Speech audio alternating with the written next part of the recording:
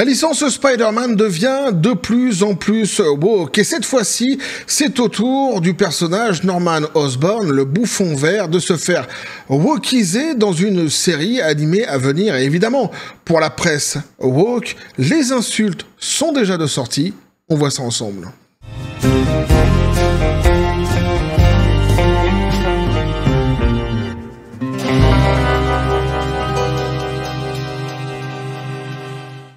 Et c'est un sujet qui m'a été suggéré par, le temps que je chope mon cahier, je vais dire par Stevie Wonder.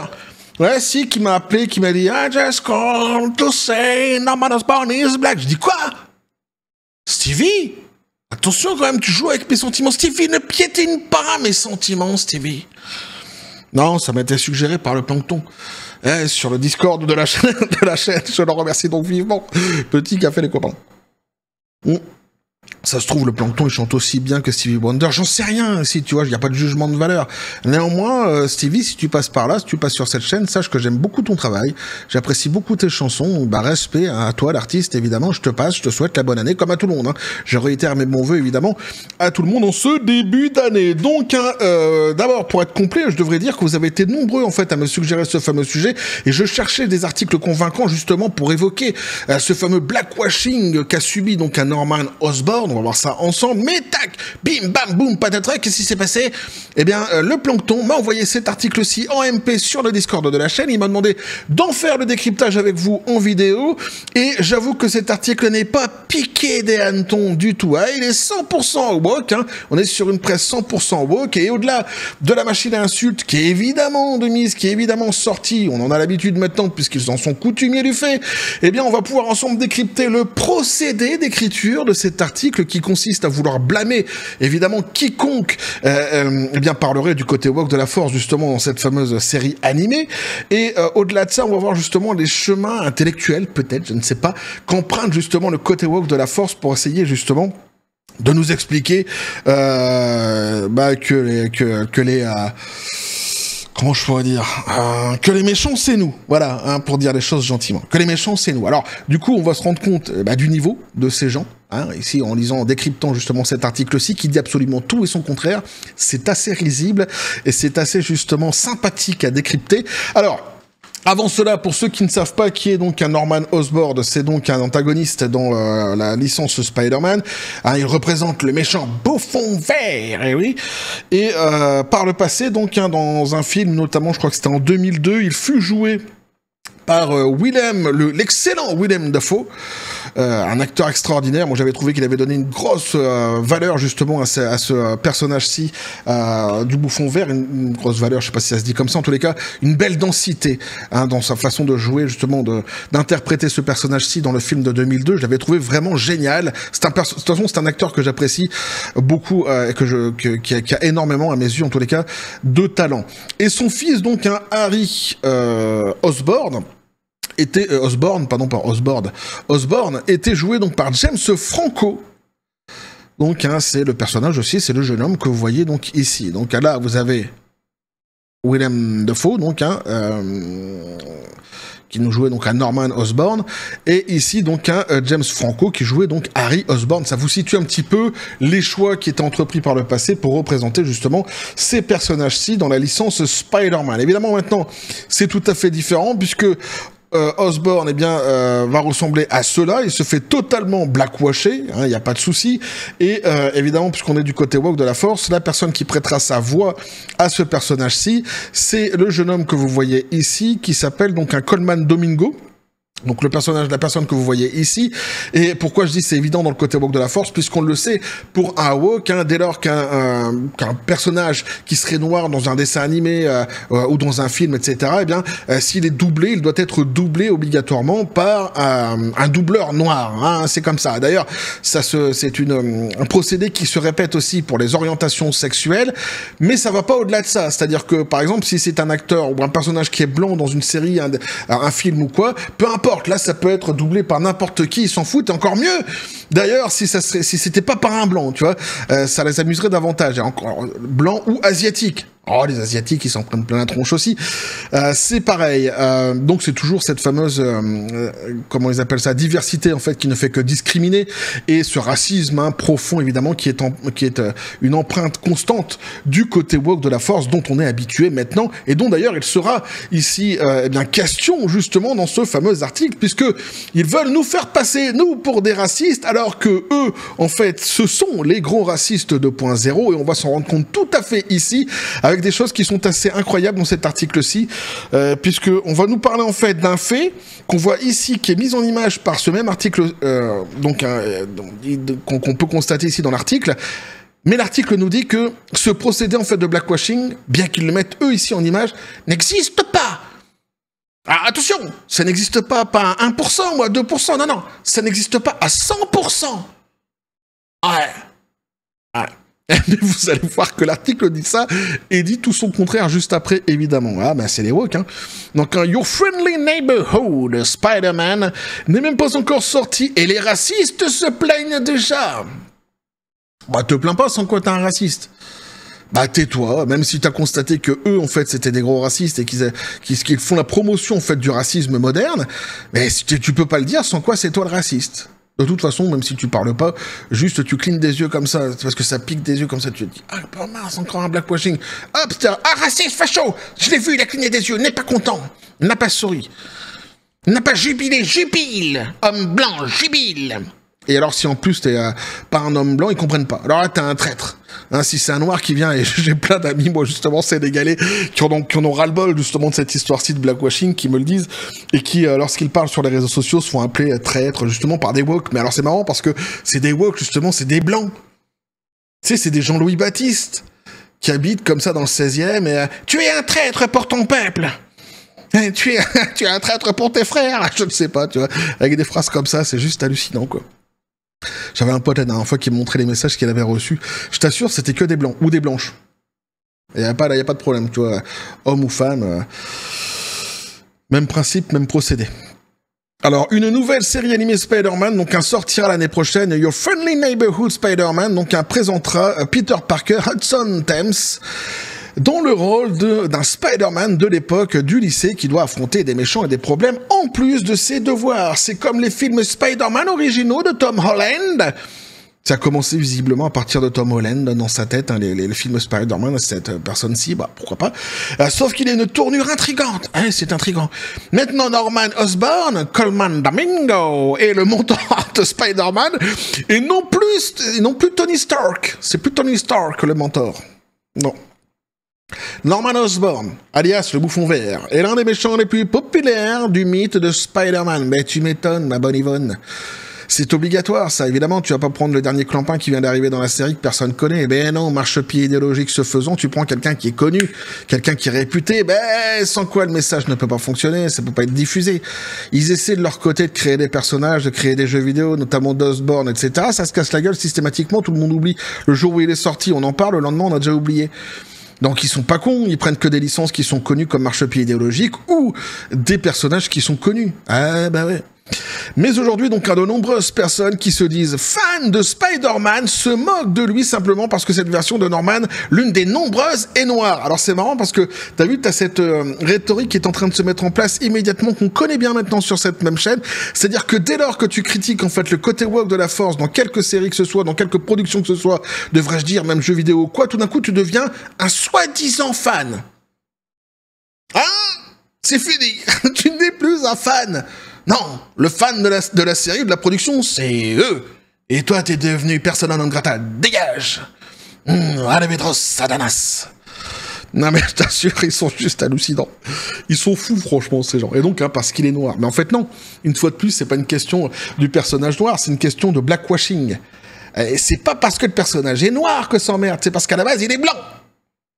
Mais c'est pas de retourner le délire, de retourner le dossier. Hein, on va pas te faire... Je sais pas, on va pas te faire un Kirikou blanc.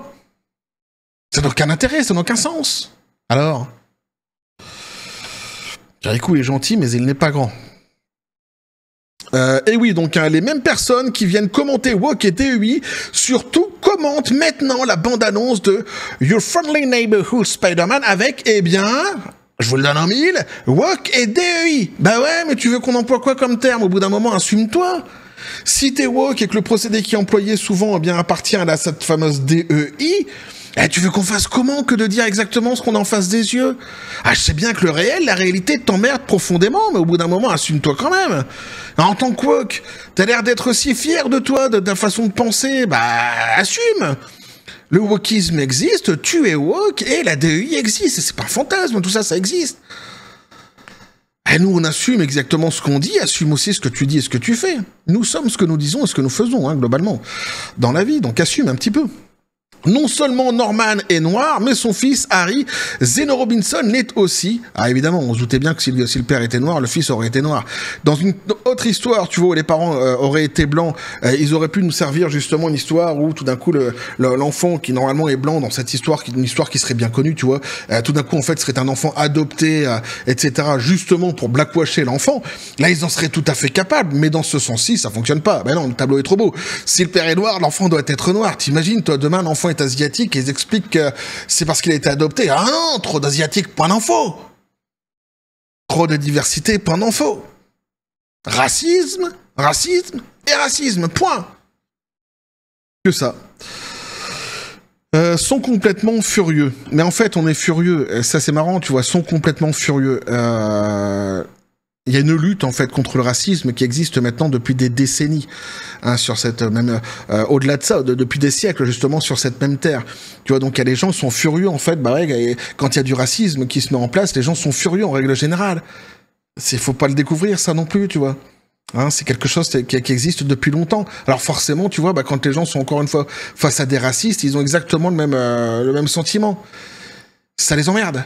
Ça les met en colère. Ils se disent, putain, maintenant, ils évoluent encore avec leur racisme, ils vont sur de nouvelles formes de racisme, enfin de nouvelles formes de racisme, non, le racisme étant toujours le racisme finalement, mais en fait, ils ne font qu'essayer de se cacher derrière une espèce d'antiracisme qui n'existe pas, produisant eux-mêmes, justement, dans le même temps, du racisme. Alors ceux qui découvrent le tableau et qui disent, ben non, tu luttes pas contre le racisme en produisant toi-même du racisme, forcément, ça les met en colère.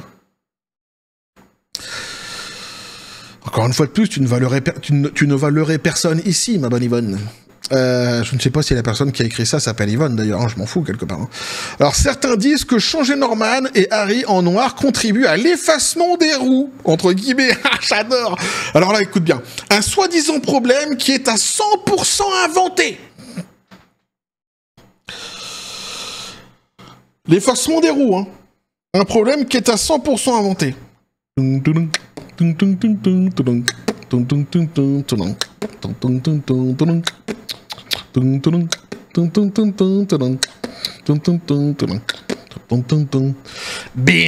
Et voilà, un problème qui est 100% inventé. La liste que je vous mets sous les yeux est une liste non exhaustive. Hein. Ils sont pas tous là. Ils sont pas tous là, mais il y en a quand même pas mal qui sont répertoriés. C'est assez intéressant. Notamment, donc, on peut voir la petite sirène, etc., etc. 100% inventé. Hein, 100% inventé. Ah. À quel point ils se foutent de notre gueule. 100% inventé. Bah mange-toi ça, ma bonne Yvonne. Voilà mon invention. Tu vois, que je te propose ici. Ah, alors tu constateras qu'en fait, mon invention n'est qu'une réalité. En fait, c'est pas qu'une réalité. Non, c'est la réalité. Celle que tu appelles 100% inventée. C'est ce fameux fantasme qui n'existe pas. Bam, tu l'as sous les yeux, là. Donc 100% inventé. Elle dit, alors elle reprend le message de quelqu'un qui dit « Je suis vraiment fatigué de tous les échanges de races racistes qui se produisent dans les bandes dessinées. C'est encore un autre personnage historiquement roux, remplacé par un noir. C'est tellement fatigant à ce stade. » Mais c'est tout à fait ça, en fait. Là, ici, en fait, t'as une personne qui est indignée face au racisme. Point. C'est tout. Tu as reproché quoi à cette personne? Peut-être de se tromper sur la couleur de cheveux de Norman Osborn, à la limite. Peut-être qu'il a été dessiné parfois non roux, parfois rouge, j'en sais rien. Et il n'y a pas que les roux qui mangent, de toute façon.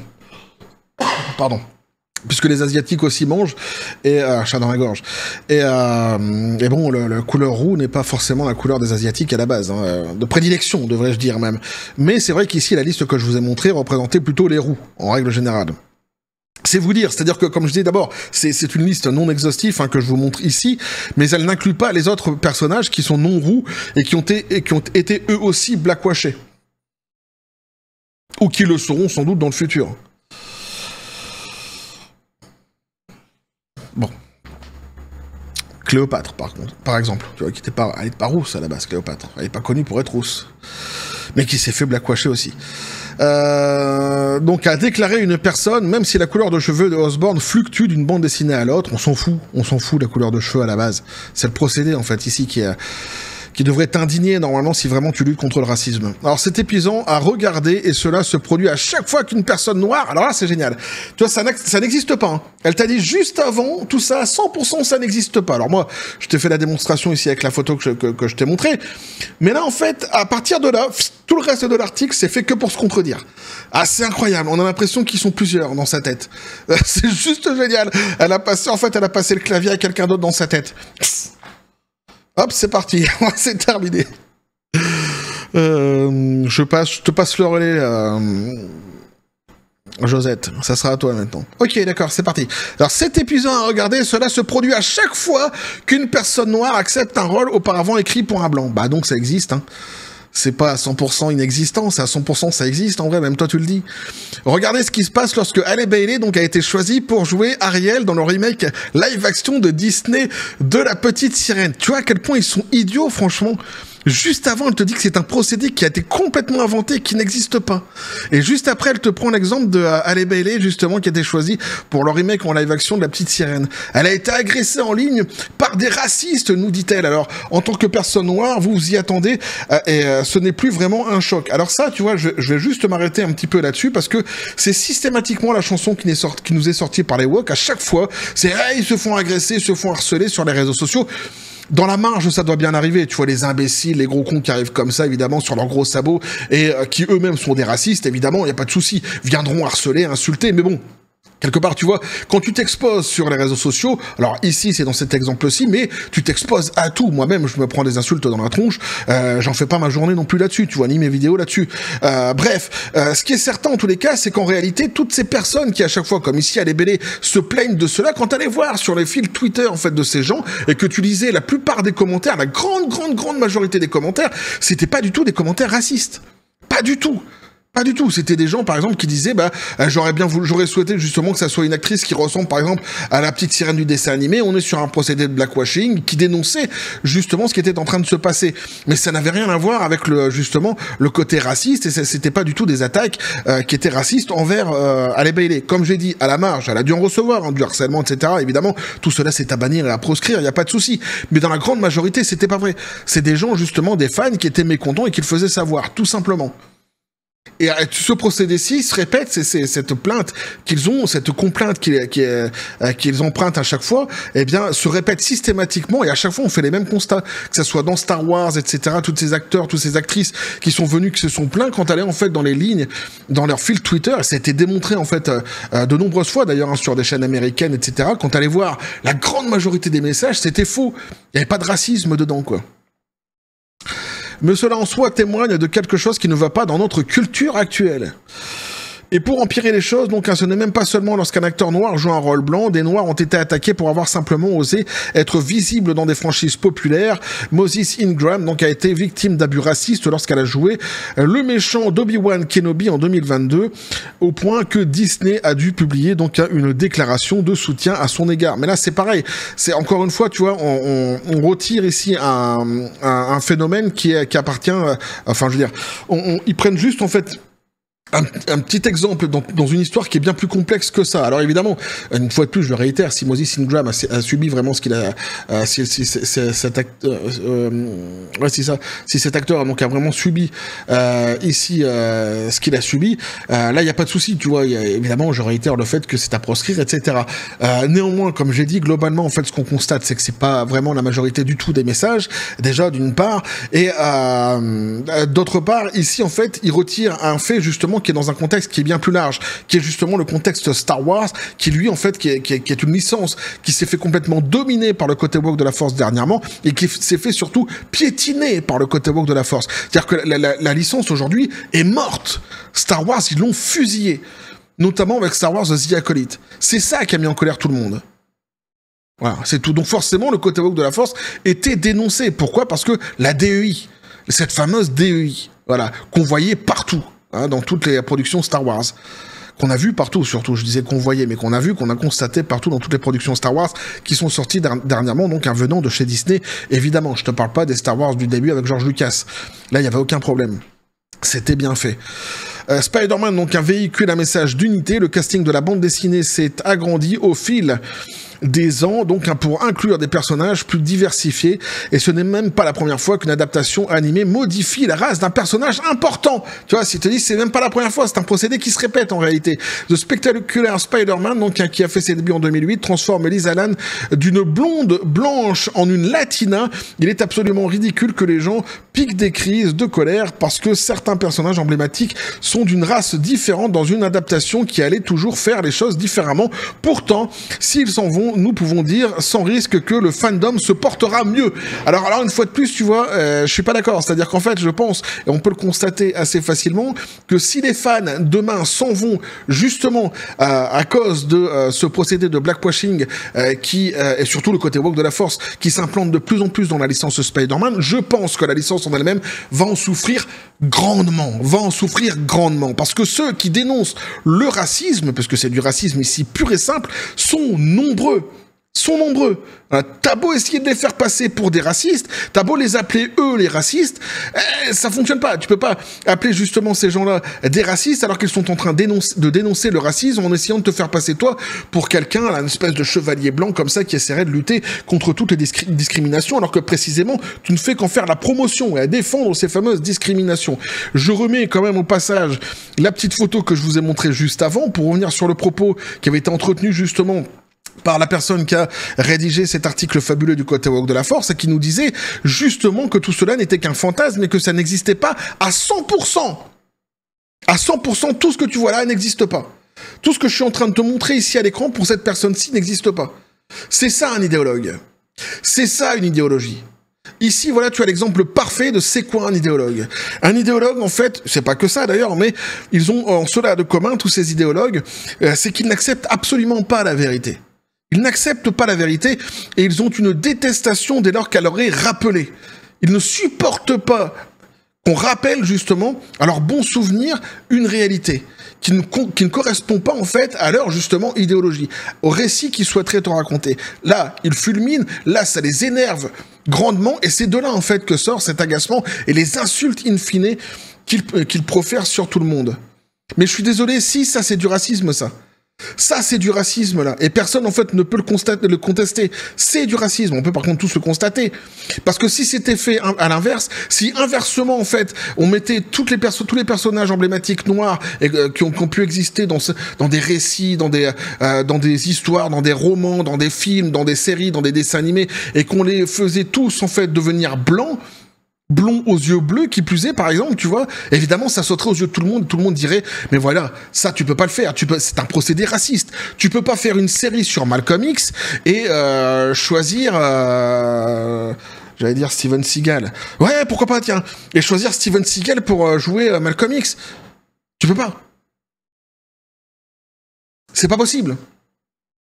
De la même manière que tu feras pas demain un film justement par exemple sur et là je te prends des personnages qui ont existé, alors tu vas me dire les woke passeront et diront oui mais tu parles des personnages qui ont existé mais ici ce sont des personnages de fiction qui sont fictifs. Non, la reine d'Angleterre notamment qui a été blackwashée, des rois, des princes etc qui ont été blackwashés dans les séries, des personnages connus, Isaac Newton etc qui ont été blackwashés dans les séries dernièrement. Non, tout ça c'est des personnages qui ont existé. Donc oui, je prends moi aussi des personnages qui ont existé. Et je te dis, par exemple, tu vas pas faire un film demain sur Mohamed Ali qui va être joué par Christian Clavier. Bon, ça fonctionnerait pas déjà physiquement, ça c'est vrai. Mais quoique, tu vois, s'il se bodybuild un petit peu, hein, sors-toi un petit peu les doigts du, hein, Christian. Non, je te déconne. J'ai du respect évidemment pour Christian Clavier, il n'y a aucun problème. C'est un acteur que j'aime beaucoup, notamment dans les acteurs français. C'est pas mon préféré. Mon préféré, c'est Jean Reno, dans les acteurs français. Je l'avais déjà dit, mais on s'en fout. Voilà, je suis en train de partir. Voilà, je diverge. Je divague aussi, vague. Mais tu vois ce que je veux dire? Évidemment que ça serait du racisme. Évidemment, les gens ils diraient mais tu peux pas faire ça. Ou alors demain tu reprends toutes les apparitions justement de Will Smith dans quelques films qu'il a pu jouer, tu les remets au goût du jour, tu fais des remakes et tu mets quelqu'un de blanc à la place. Tu refais les flics de Beverly Hills par exemple et tu mets un personnage blanc à la place. Bah tu peux pas. Ça serait du racisme et je serais le premier à le dire. Et alors là je serais en colère. Hein? Touche pas à mes flics de Beverly Hills. Alors là, tu viens pas me broyer les Pokéballs là-dessus. Hein.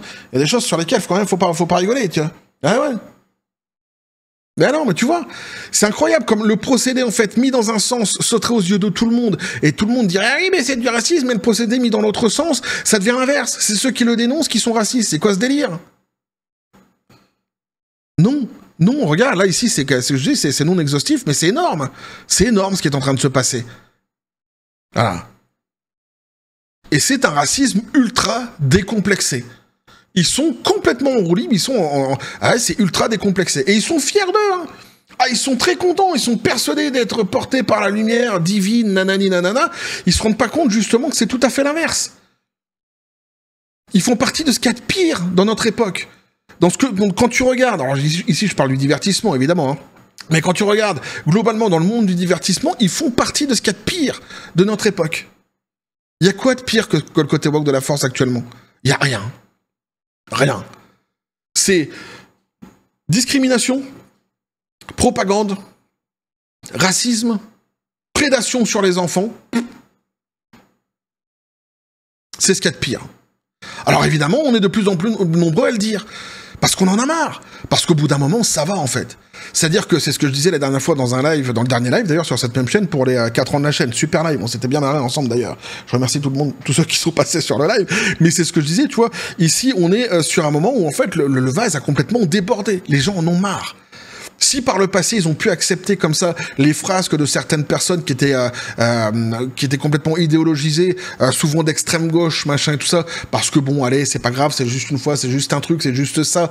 Et à la fin, bah tu vois, à un moment donné, les gens acceptaient parce qu'on leur disait aussi, parce que tu dois accepter. On te disait, c'est le monde dans lequel tu vis actuellement, t'as pas le choix. À un moment donné, en fait, les gens se sont rendus compte que d'abord le monde, t'étais pas obligé de le subir. C'est aussi toi qui le fais. C'est pas leur époque à eux seulement, c'est ton époque à toi aussi. Ça commence comme ça. Les réseaux sociaux ont beaucoup aidé là-dessus. Pour justement faire entendre cette fameuse voix qui était silencieuse, ou plutôt qui n'était pas silencieuse, mais qui était totalement étouffée par le passé jusqu'à en finir par devenir silencieuse. C'est-à-dire que les gens se sont dit, c'est bon, ça sert plus à rien de parler, de toute façon on m'entend pas. Il n'y a pas d'écho, il n'y a pas d'écoute, ça sert à rien. Les réseaux sociaux ont eu cette qualité, même si les réseaux sociaux ont bien des défauts, justement de mettre en avant justement de mettre en exergue cette fameuse voix qui avait été finie par être étouffée. Et là, les gens se sont dit, en fait, face à ce tableau qui est en train de se dessiner avec le wokisme, c'est bon. En fait, le vase déborde, là. Le vase déborde. Hein. Tu vas pas faire culpabiliser maintenant quelqu'un, un homme blanc de 40 ans, parce qu'il est blanc et qu'il a 40 ans. En essayant de lui expliquer que tout le patriarcat qui a existé sur cette terre, d'abord c'est lui, avec un patriarcat que seul toi as défini, en réalité, et à le culpabiliser en plus, et avec des procédés à côté qui sont racistes. C'est trop facile d'arriver et de dire « Ah, mais c'était un raciste parce que t'as dit ça », alors que le gros raciste, c'est toi. Tu sais, c'est trop facile. Lorsque toi, en fait, tu es dans un procédé qui est totalement raciste, d'accuser tout le monde de racisme. Comme je l'ai dit, en fait, ça te fera pas passer pour un non-raciste à la base. Les gens comprennent. Et ça fera pas passer ceux qui dénoncent le racisme pour des racistes. Les gens, encore une fois, comprennent. Hein. Et évidemment, le combat continue. Parce que le racisme, il doit être lutté. On doit lutter contre le racisme partout où il s'exerce. Partout où il s'exerce. Pardon. Ça, c'est quand je pars en live, parfois, j'en perds mon latin. Ben ouais. Donc, une fois de plus, ici, on épingle cette fameuse malhonnêteté intellectuelle de la part du côté woke de la force, mais surtout cette stupidité, putain, le niveau d'écriture. Dit tout à son contraire. Puis on arrive à un moment, en fait, où c'est tellement ridicule de dire tout ça, ça n'existe pas, c'est un fantasme, alors qu'on on en a tellement des exemples, en fait, autour de nous, maintenant. C'est juste fou. Non, vous êtes des racistes, point. Assume au bout d'un moment. Hein, vous êtes des gros racistes. Ah. Et ça vous fait plaisir. C'est aussi simple que ça. Et vous manquez de respect à tout le monde. Pas uniquement qu'aux blancs ici. Vous manquez du respect aux noirs, vous manquez du respect aux asiatiques, vous manquez de respect à tout le monde ici, en fait. Prenez tout le monde pour des cons. Comme si qu'un acteur noir, en fait, pourrait pas réussir uniquement par ses qualités. Qu'il lui faudrait uniquement que tu sois là, toi, chevalier blanc. Souvent, tu vois, le Jean-Louis Baptiste du 16e pour lui offrir un rôle. Parce qu'il est noir sur l'autel de sa couleur. Comme si qu'il n'était pas capable, justement, d'être un super acteur. Et comme si qu'on n'en avait pas déjà des super acteurs qui seraient noirs. C'est quoi ce délire, quoi? Foutage de gueule XXL envers tout le monde, manque de respect envers tout le monde. Donc voilà, j'aurais décrypté ce petit article.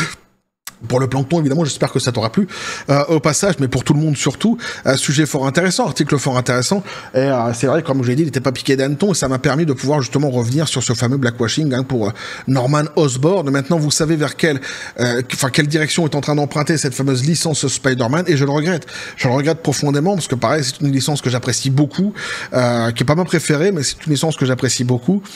Et voilà, et ça me fout en l'air en fait, comme pour toutes les autres licences. Je trouve ça juste déplorable, c'est affligeant, c'est terrible en fait ce qui est en train de se passer. Et à un moment donné, je pense qu'il faut que ça cesse quoi. Il faut qu'il y ait des gens qui leur disent, qui leur expliquent concrètement, qui sont vraiment en fait face à un procédé qui est raciste et qui soit justement sanctionné pour ce qu'ils font et que ça s'arrête tout simplement. Moi, c'est ce que je pense concrètement. Bref, voilà ce que je pouvais vous dire donc là-dessus, les copains. N'hésitez pas à me dire ce que vous en pensez dans les commentaires, vous abonner si le contenu vous a plu, activez la petite cloche pour les prochaines notifications, les prochaines vidéos qui vont arriver, à balancer un like, à partager la vidéo. Vous avez mon X sur le Discord et le Facebook de la chaîne qui sont dans les descriptions des vidéos. N'hésitez pas à venir, à basculer du côté de la force absurde des réseaux sociaux. Sur ce, les copains, je vous dis comme toujours, à John Spartan, paix, félicité, pistolet à prout, c'est à toi. Qu'est-ce que t'as à dire sur cette histoire? Ah ouais, bah lui il est un petit peu plus violent que moi, tu vois, il en a plein le train, pour dire les choses clairement, justement, de tout ce racisme décomplexé. Je suis évidemment 100% d'accord avec lui, je trouve ça terrible, c'est assez affligeant. On est bientôt aux 20 000 abonnés les copains sur la chaîne. Ah, petite dernière poussée là pour arriver aux 20 000, ça fait vraiment plaisir et je referai une vidéo du coup pour les 20 000. Ah, j'ai fait une vidéo pour les 4 ans dernièrement, je refais une vidéo évidemment, un live, pardon, je referai un live. Pour les 20 000, évidemment, et j'espère entre-temps pouvoir avoir justement réussi à arranger toute cette histoire de vous prendre en ligne pour éventuellement, pourquoi pas prendre des personnes en ligne le jour du live des 20K de la chaîne. Et ouais. Bref, on va continuer à suivre tout cela, toujours dans la joie et la bonne humeur sur cette même chaîne. Je réitère mes meilleurs vœux à tout le monde, ma bonne année, merci pour votre soutien. Ça me fait vraiment plaisir et je vous le dis vraiment, d'autant plaisir que je reçois beaucoup de très gentils messages. Je reçois aussi des messages qui sont pas du tout sympas et je vous assure que quand je reçois vos messages de gentillesse comme ça et pour m'envoyer de la force et tout ça, pour me motiver, ça me fait vraiment chaud au cœur parce que ça tranche complètement avec d'autres messages que je reçois et ça me motive vraiment grandement pour la suite et je vous en remercie évidemment infiniment. Bref, donc comme je disais, on va continuer à suivre tout cela sur cette même chaîne dans la joie et la bonne humeur et que la force soit avec vous.